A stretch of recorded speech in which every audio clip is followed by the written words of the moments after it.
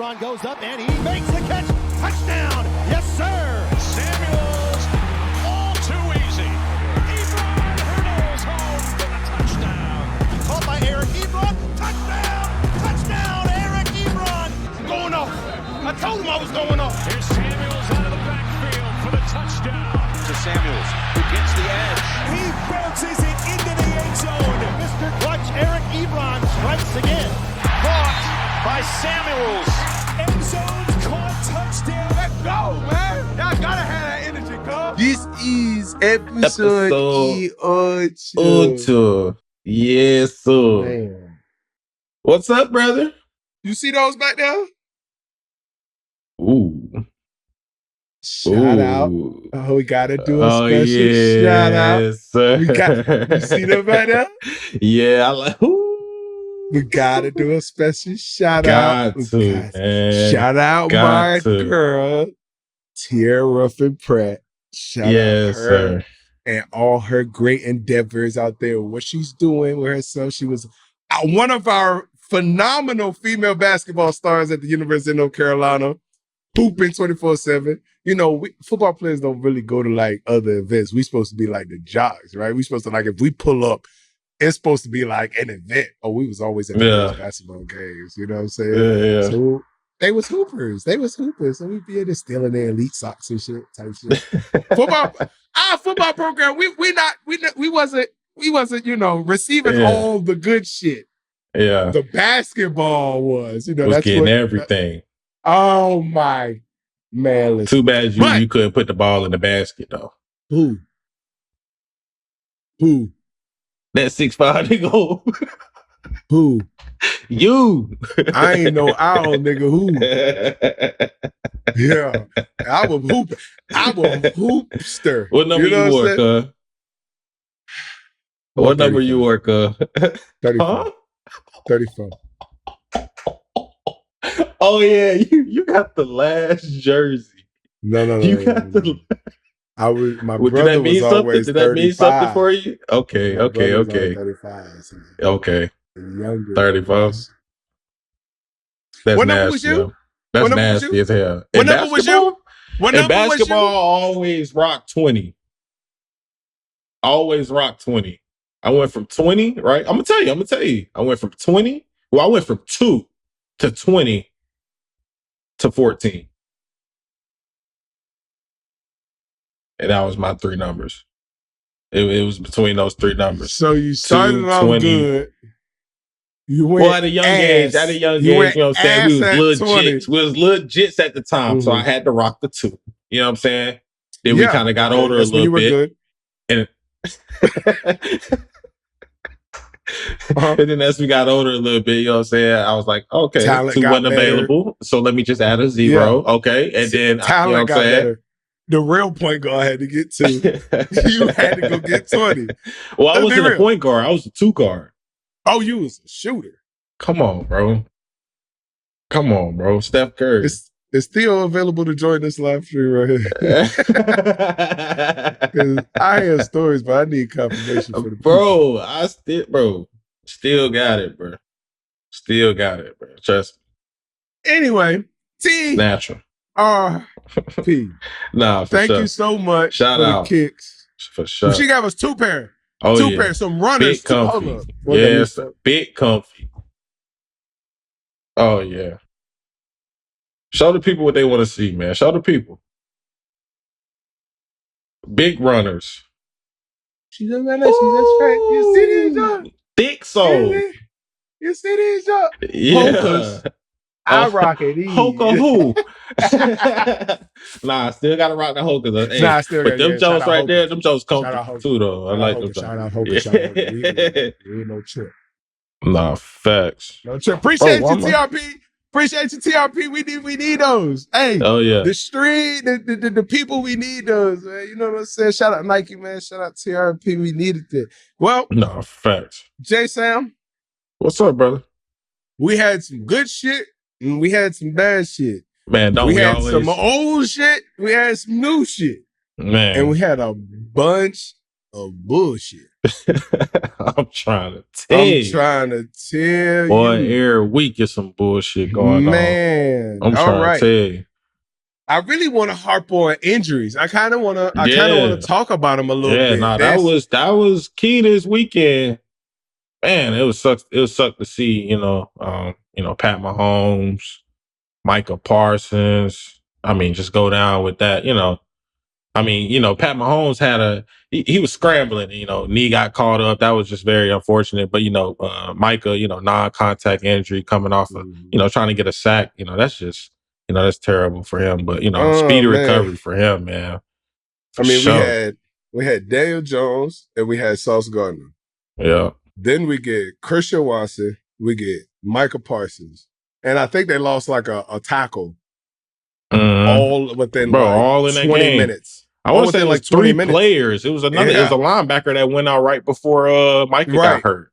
Yeah. And that's crazy, man. So unfortunate. All within 20 minutes. I think that was the craziest thing I've ever seen. And then, like you said, the scramble by Mahomes, when we sign up, for the sport at 100% injury rate. And every time we see an injury, we go, damn, I feel bad for that person because you never think it's going to happen to you.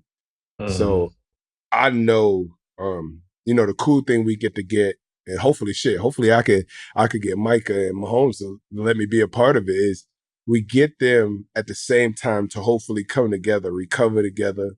This is that bonding shit, who tore their Achilles the same time KD did, and it was bonding together in the offseason to get it right. Or just like now, like the Halliburton and Jason Tatum around us. These dudes get to now probably form relationships that they probably would have never had, or if they do got one, at least strengthen it. But injuries, bro, when they happen, it's just gonna teach you a lot.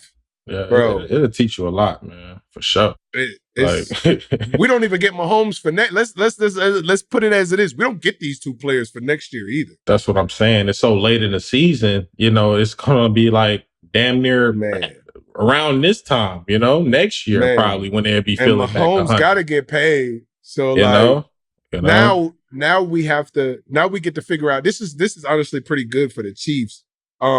In a sucky sense, because now they have to look at, okay, we have this primetime investment who we know has every capability to come back 10 times better. His body gets rest, his mental gets rest.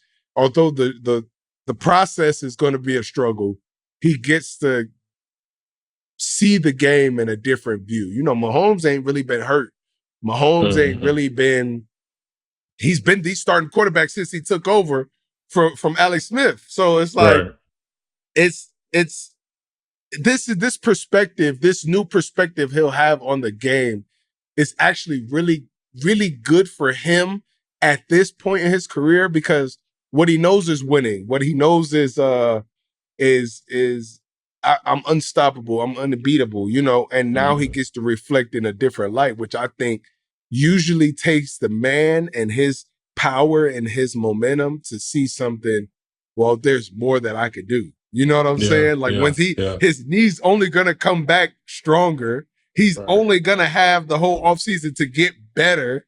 So, man, this now the organization has to take it. Okay, well, now we need to build the essential pieces around our superstar that's coming back, because he won't be there for the 2026 season. That shit's dead, right? Micah Parsons, dead. Now we get to add to all of these great players. In a positive light, it's some negative shit. Bullshit. Right. Nah, for sure. Them boys definitely got to attack that rehab, man. Definitely got to attack that rehab this off season. Man. You know what I mean? Get as much resources as they can, to get back out there, but don't rush it, Don't rush it. Know your body. Everybody heals different. So, I'm excited to see their journey and how they, attack it and come back. They're going to come back stronger, or, you know what I'm saying, or what? So, man, Fred Warner had a great interview the other day. He's like, you just don't think it'll ever happen to you. You know what I'm saying? And when it does, it's like, damn, and, but, I played in the league 8 years. I've been injured 6 out of the 8 years. And I'm talking like surgery. Shit Doctors don't sucks. operate on nothing. Yeah. Something's fucked up. And I was fucked up. And it takes so much mental toughness. I mean, your circle has to be strong. People got to understand you don't want to be bothered. You don't want to. Rehab is so fucking hard, bro. Whatever you do in season, whatever you do off season, all that stress and hard work you put your body through to get ready for, there's nothing that compares to rehab for a significant injury, because every day is excruciating. Every time you want to move that knee, it's going to be excruciating. So it's so mentally hard for the human body to deal with that and everything else that comes with everyday life. So, else, bro. It's, you know what I'm saying? Family, kids, everything else. You know what I'm saying? Trying to do stuff for the kids and you can't even do it because, you know what I'm saying? Your take a fucking leg shower, fucked up or something. try to take a shit. Like all of it, the normal shit, everyday. Yes, brother. Yeah, bro. That shit sucks. It's over with. It sucks. It's over. So, I mean, you gotta definitely keep your mental right and have the right people in your circle to support you because you definitely gonna need that. So, man, that's all I can say on that. I know me and Michael was talking. We was talking a couple of days ago. I was trying to get a jersey from my dog. And he was like, "Oh, you teach me how to golf." I'm gonna teach you how to golf next year, brother. You know what I'm sorry now, brother. Hey, I had it lined up for us to be in Dallas, doing what we had to do this offseason. But, our thoughts and prayers are with every player that goes out there, honestly, and puts literally their life on the line. Every week. I've never been to war. I've never been to combat. I've done some shit in my life, but if you ask me what happens on Sunday, Thursday, Saturday, Friday, now that whatever the fuck we getting into, that has to be the closest thing you get to absolute destruction. I'm not gonna say war, but I'm gonna say destruction because it makes it's kill or be killed out there, honestly, and you see players, be defensive of their bodies because that person's coming to kill you. Every time. Every no time, bullshit, bro. That's safety, bro. That's safety coming across that middle. You up. You know what I'm saying? Running back trying to cut back to the middle. Man, it's over, bro. Got grown men out there. They got family to feed. Flashback. You feel me? I mean, ask Rashid. Right. He's been taking it the last 2 weeks. I'm sorry. He has, boy. Shit's been man, ugly they got for something against them receivers over there. Man, this is a good way to transition to the Chargers, bro. And the way they defense played against Pat Mahomes. Now, mind you, I think like 3 of Pat Mahomes' tackles and linemen went out that game, man, which is absolutely insane. And we talked about it previously on a couple episodes ago.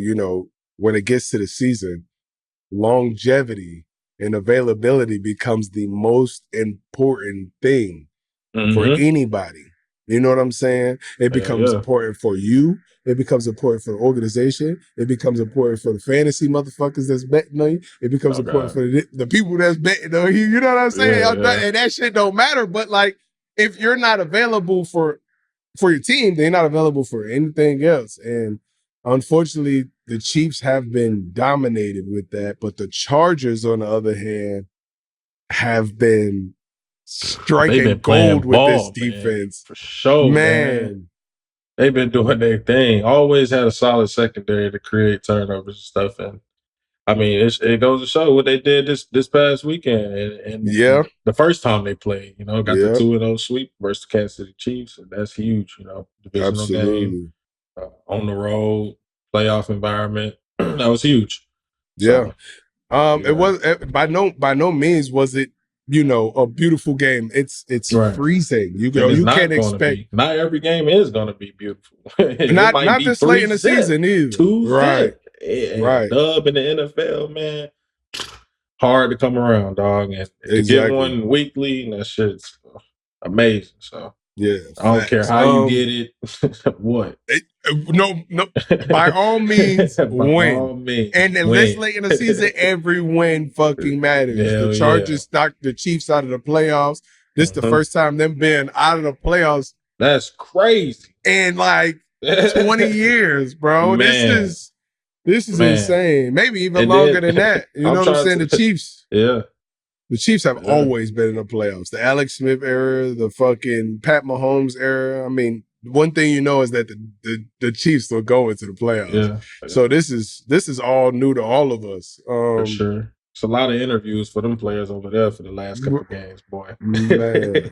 My dog didn't even know what's the tackle's name? Chris Jones didn't even know that they was eliminated. Yeah, I see. You seen that? Yeah, the interview. That was crazy to me. Yeah. That was crazy. I didn't know that.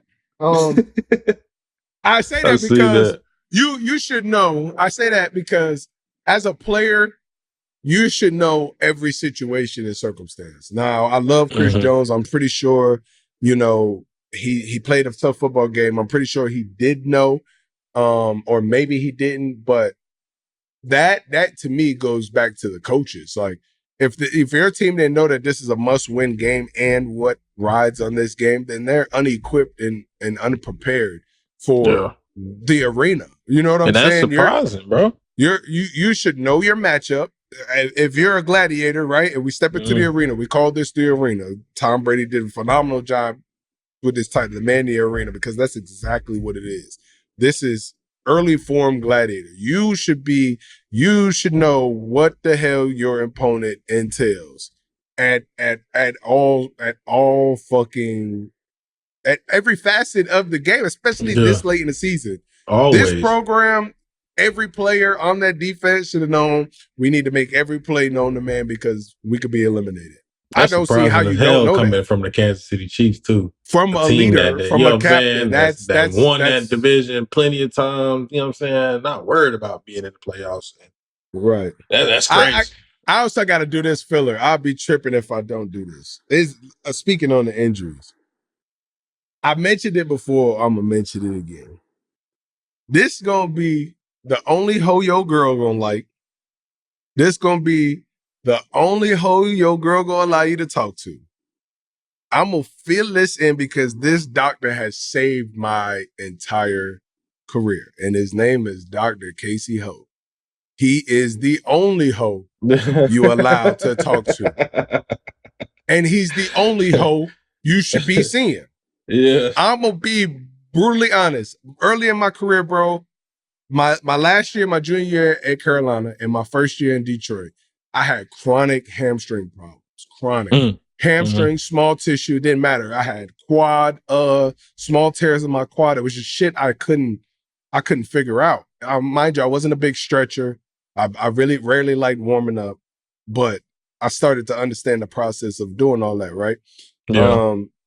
Glover Quinn and Calvin Johnson introduced me to Dr. Casey Ho. When they did, it was the worst kneeling I've ever experienced in my life, right? The next day was probably the most mobile and agile my body has been in my entire career. Right? Needles got you right. Right.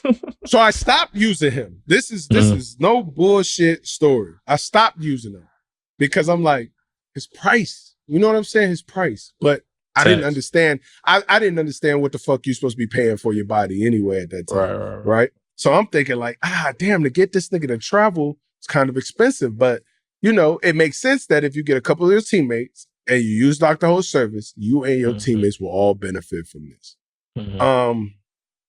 We started paying him as a group. I stopped coming. Megatron and the boys looking at me like, bro, you can't stop coming. The next year, I tore my hamstring again. I'm like, fuck. So I go back to Dr. Ho. I'm like, all right, maybe you are the key to this, right? On top of some other research I did for my body, I went back to Dr. Ho. I used him my last 2 years in Detroit through the rest of my career. And I've never had a lower injury since. I think I did in Pittsburgh my last year out, but I wasn't using Dr. Ho either. But I haven't had a lower body injury ever since I started talking to that hurt. That's crazy. That's crazy. And I'm not talking to that hoe. I'm not saying you must. I'm not saying you got to. I'm saying for everybody in the National fucking Football League, baseball, MLB, NBA, whatever this hoe does to your body is absolutely incredible. Know what he doing. There's so many people that use him. Yeah. I mean, I don't want to give y'all the names, but every superstar that knows something used and called out the hoe. Right. No, exactly what they need info. CeeDee Lamb, I'm gonna drop it because this is well renowned. You can go look on the Insta. CeeDee Lamb just made my dog his personal. Like, bro, you gotta be with me because he understands what he's doing for CD's body. Now, I don't want to steal CD's joy and I don't want to give his secret, but this dude is absolutely incredible.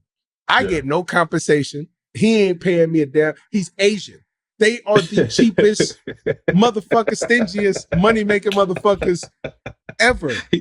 Right next to the Jews, right? And they know how to make money and don't give it. That's what they do. Now, this ain't nothing for me. This all for my dogs. This my secret. It's what kept me fast. It's what kept me mobile. Bro, you bring him out once a month, bro. Twice a month if you need him. 3 times a month if you really want to be that deal, and he will have your body, your entire body.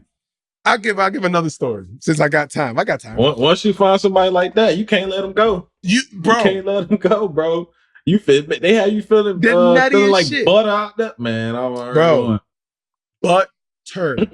I'm talking about left out butter in the jar, not in the fridge, in the side on the table type shit. Butter, cuz. Easy smear. You know what I'm saying? I already know it. Yeah. Quandre Diggs. We in Detroit. He checks out Quandre. He said, bro, why is your pectoral so tight? Quandre was like, man, I've been having issues with it. He said, bro, if you don't get it like checked out or like, some work done, you're going to tear it. On my 3 kids. The next game, this nigga Quandre tore his pectoral. Oh my gosh. Just from seeing it. You can just see it. Bro, I already know it.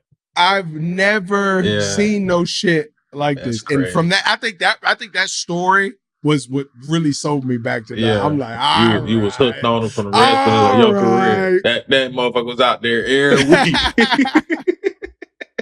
All right, nigga, stop. Man, shout out to Dr. Ho. Shout out Dr. Ho, man. I'm dead serious, bro.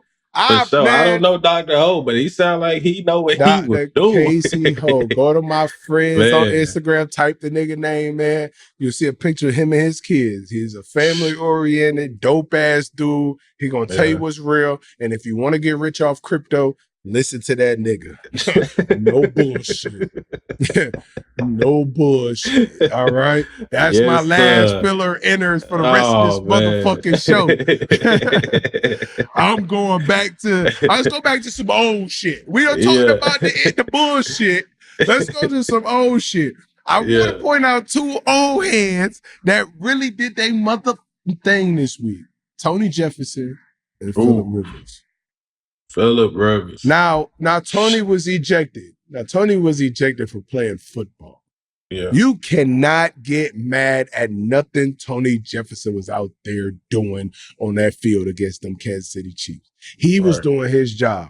As an impact player in the secondary, if you want to make an impact, you remove football from body. And that's what he was trying to do. Yes, sir. Okay. Yes, sir. I agree. Okay. I agree. He definitely was playing with a chip on his shoulder. That boy was, he had a big time game sealing pick last week.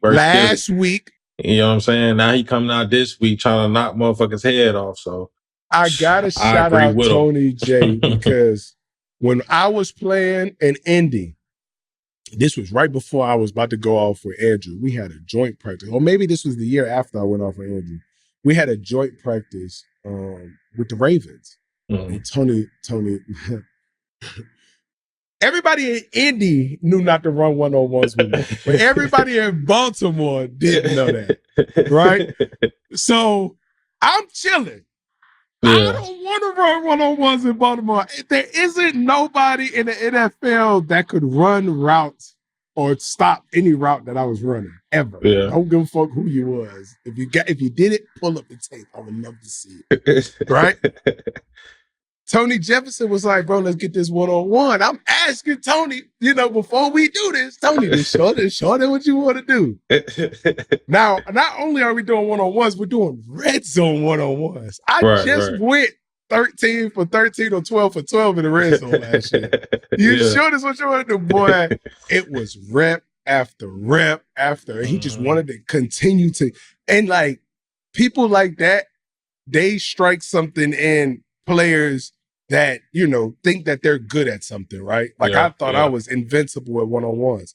But if you find somebody that don't give a fuck about that, that ignites something else in you. Like I had to bring my game because he wanted to keep calling me out. And it's a show. You got to get deeper in your bag. It's a, boy, what? Gotta get deeper in that bag. Got to pull some type of tools out. I'm already doing them niggas, hey, yo niggas. And it's you and that ball. Come on, E, you gotta go. Come on, Tony, you gotta go. You in your head like, dog, I'm about to route this. I'm about to hit him with the meanest hoo-wee.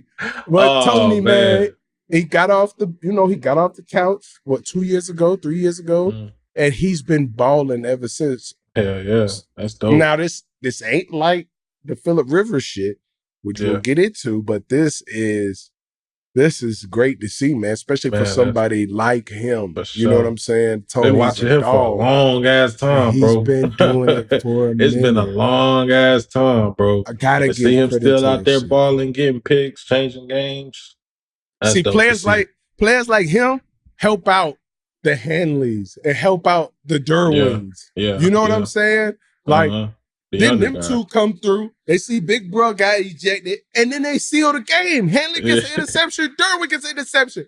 The dopest shit is the photo of them walking him out because he's mad. Obviously, we're all pissed off.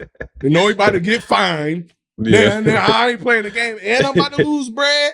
And then my little bros come through and save me. Oh man, that's gotta be. That was dope. He was turned up in the tunnel too. And them boys after the game. That shit was lit. That shit, man. Shit crazy, bro. Like on to Phillip Rivers. Phillip. Surprisingly, bro. Phillip fucked my afternoon parlay up. Daggone it. Hey, Phillip. Dang on it. Dang on it. Dang on it. Dang on it. How do you say dang that? Dang on it. Oh, man. I bet you he fucked a lot of people parlays up this week. Man. The way he came out, man. I told you before the game, I was like, man, I seen the spread. I seen the 14.5. Now, one thing I do know about their offensive coordinator and their head coach, who was Phillip's offensive coordinator. One thing I do know about that offense, which I've played in, is you're gonna dink and dunk.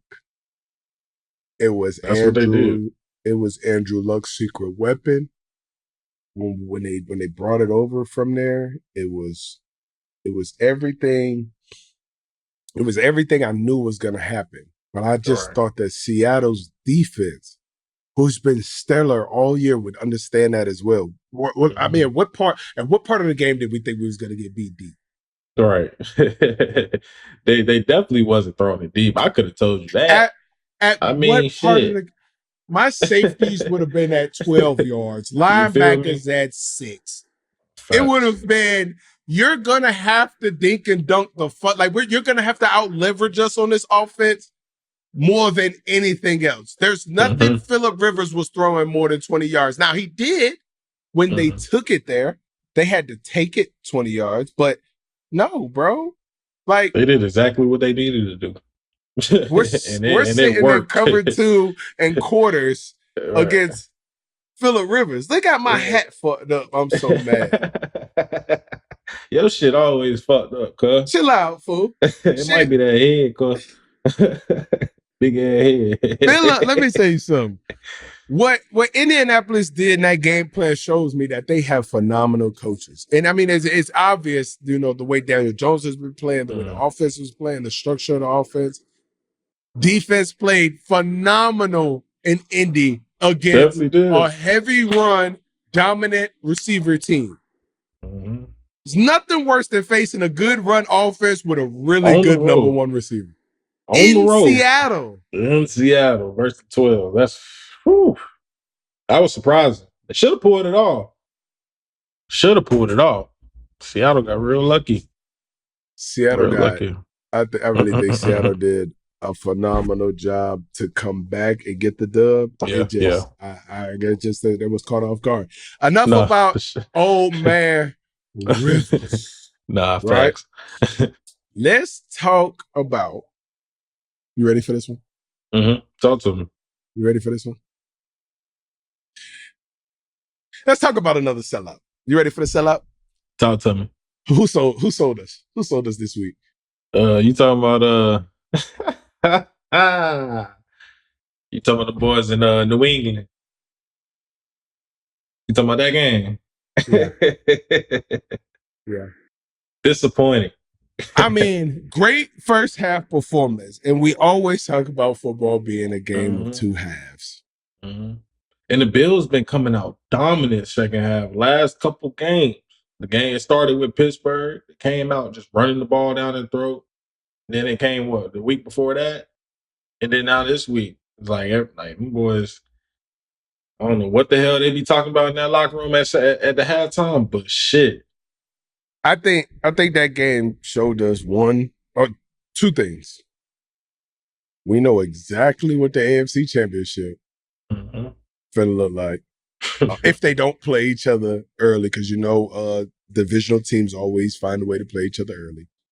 But somewhere down the line, that's either one of those two teams. That's who the AFC is going through.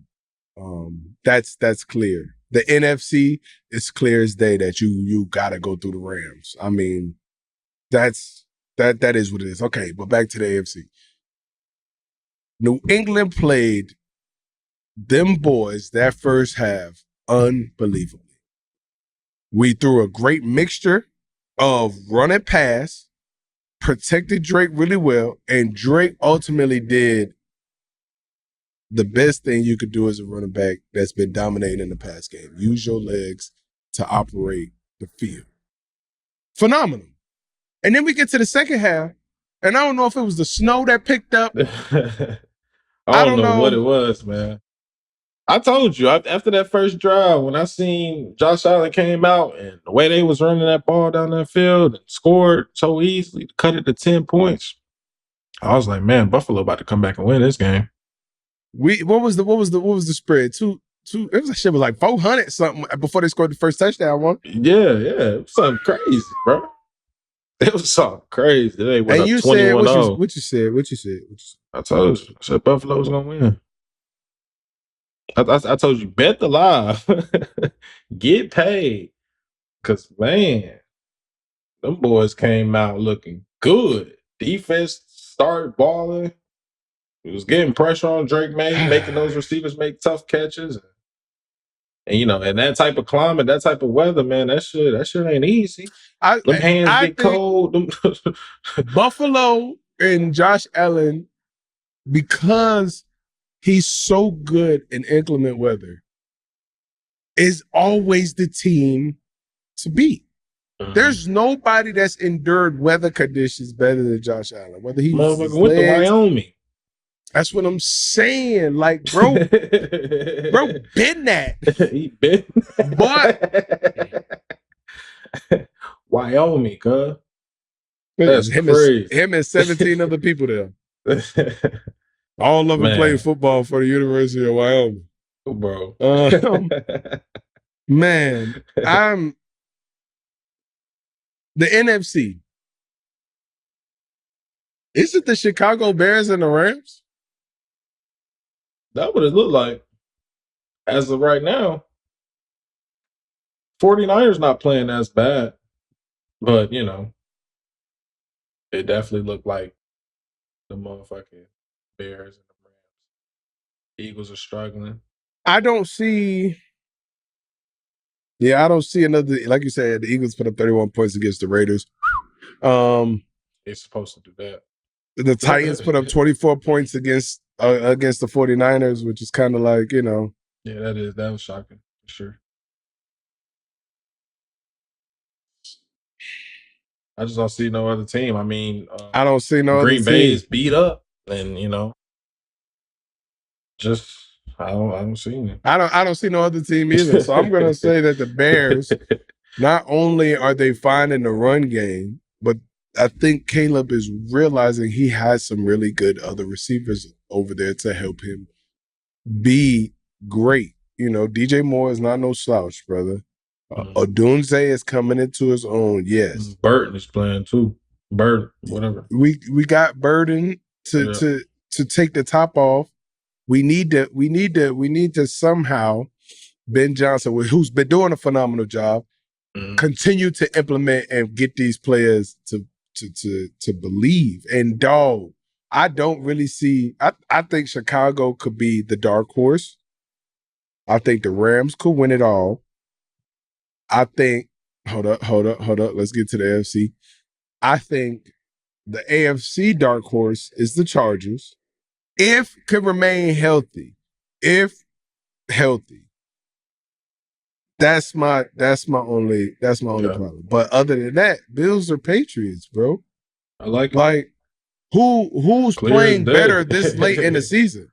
Nobody. Not as far as late, who's healthier than them?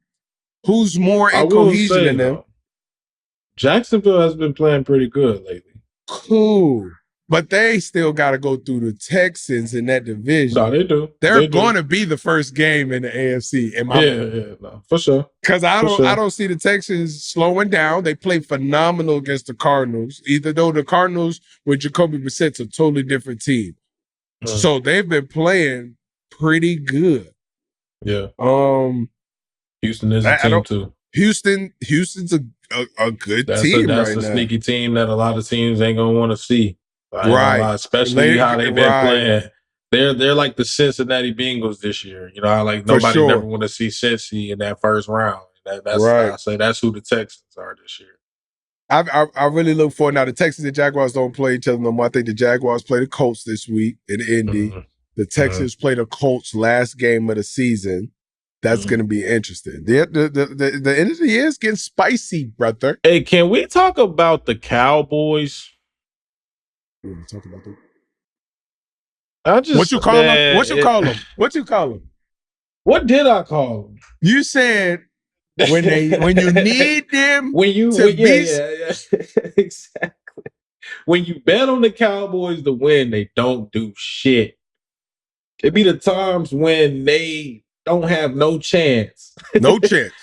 That they want to come out and ball out. 40 Dak points. Go for 350, 400 yards. CD have 150. And it's like, bro, how do you...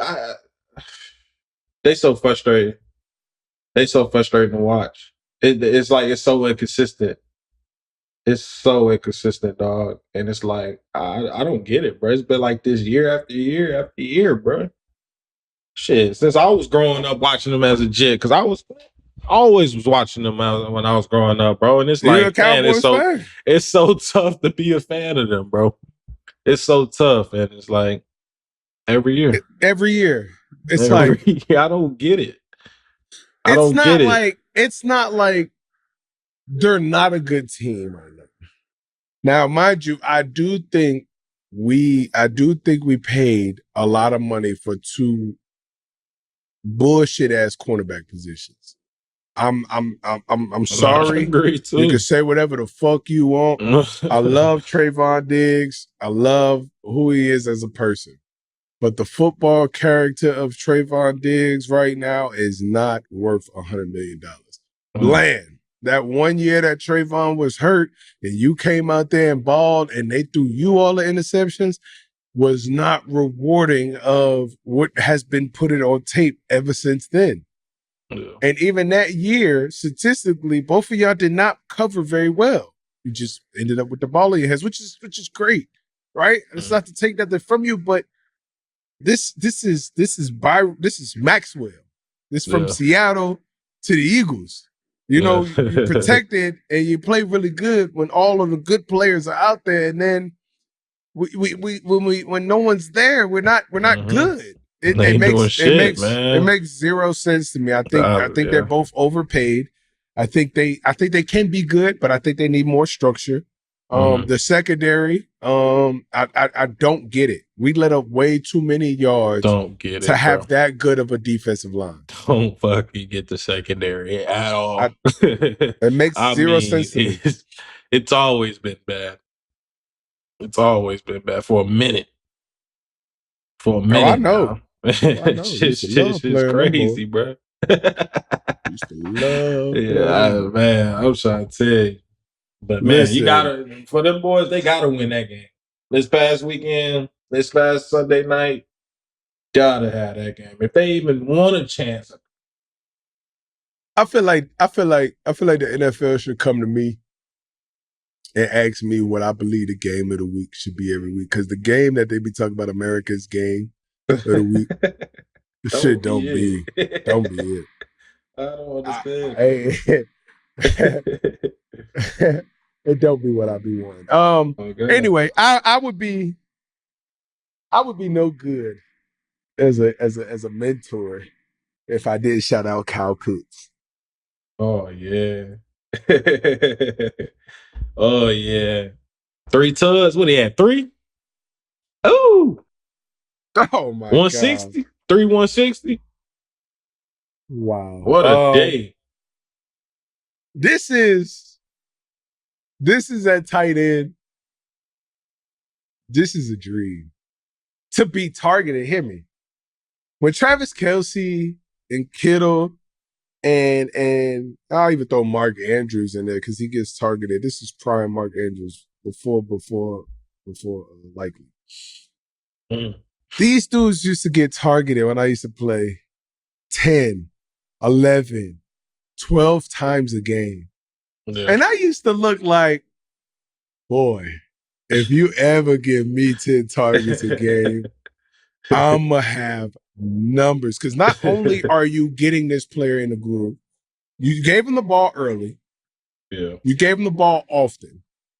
Now, it didn't even have to be, we're not looking for Kyle Pitts to make the extraordinary play downfield, but let me touch the peel.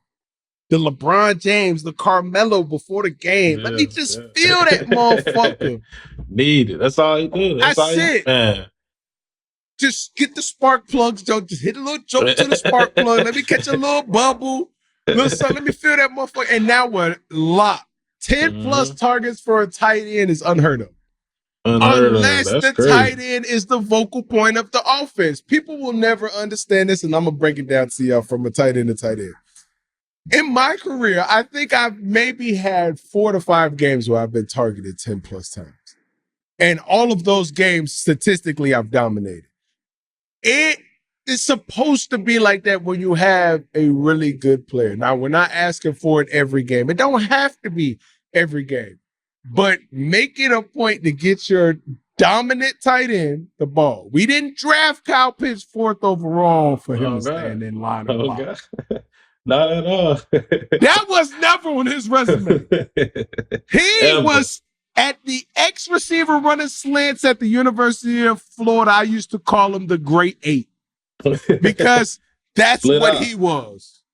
So we get these talents and we bring them to the NFL and we say, we need you to block.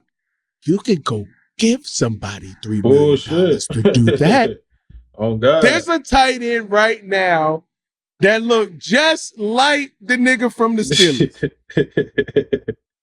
Right. That will block for you for $3 million. Or vet minimum. You pay this motherfucker and draft this motherfucker 4th overall to be a playmaker, a game changer, a dominant, a defensive coordinator's nightmare. You see the vein popping out the neck? Motherfucker, I'm dead ass, B. Nigga, that's serious. Bro, I hate when we do this. My resume was never to block. Yet I'm singling Mario Williams and Von Miller with no help. Send me on a cutback. Let me chop. Give me something else. Bro, It makes no sense. We use this man finally to what he was drafted for, and we get rewarded. Now everybody's talking about Kyle Pitts. Well, the motherfucker, we should have been saying this if you motherfuckers throwing the ball. Man, I agree. I don't understand that. Yes, Drake London is phenomenal. Potential. But Drake London should see 11 and Kyle should see 8. Drake should see 8 and Kyle should see 11. Yeah. And Bijan should be touching the ball at least 20 times. Right. Everybody else fill in your motherfucking place. Yes, sir. Is that not the game of football? That's all it is. When we had you gotta get a ball to your playmakers, bro. Come on, bro. You always gotta get a ball to your playmakers, bro. We know the ball going to Megatron 10 times. Right. You knew the ball was going to AB 20 times. And the other 20 was going to Le'Veon Bell. Everybody else, get in where you fit in, folks. It's a team, bro. And when your time come, bro, at the number 2, the number 3 receiver, or the backup tight end, you eat that shit up because every 32 team is watching that game. They paid little people to sit there with one of these.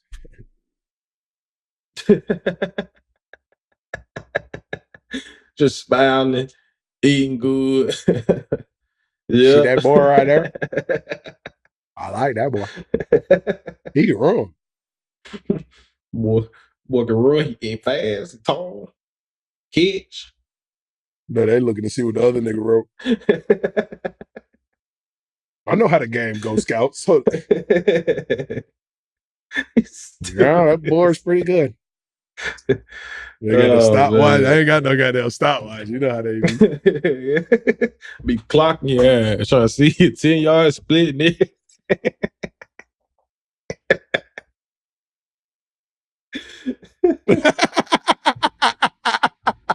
Oh, bitch. Hey. You gotta understand who your prime players are. Yeah. Get them boys the ball. Thank you, always. I'm good, bro. That's my show. Man, on my soul. Oh, I thought. Oh, let me see. You crazy. On my soul, girl. We out, man. Episode 8. The great 8. Man, shout out Kyle Pitts, man. Praise be. All the players get healthy, brother.